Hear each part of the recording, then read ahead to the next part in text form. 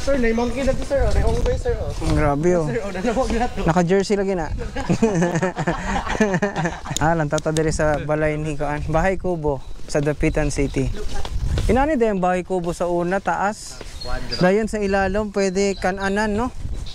Oo, pwede ka mukhaon sa ilalom. Tawag dito is Casa Quadrada.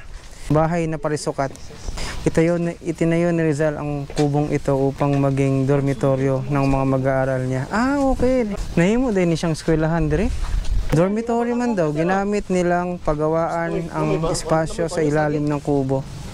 So dormitory to mga bossing, tapos sa ilalim, dito sila nag-workshop. Alright.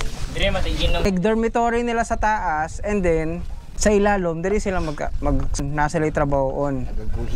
Grabe si Rizal, no? Hindi, ang tawagan na is mga Rizalians.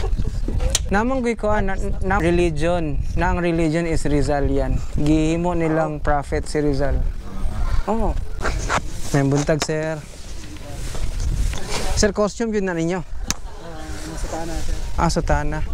Di ba, sir, naamay ko, naamay religion si Rizal, no? Rizalian, no? Rizalian. Ah, oo. Rizalian.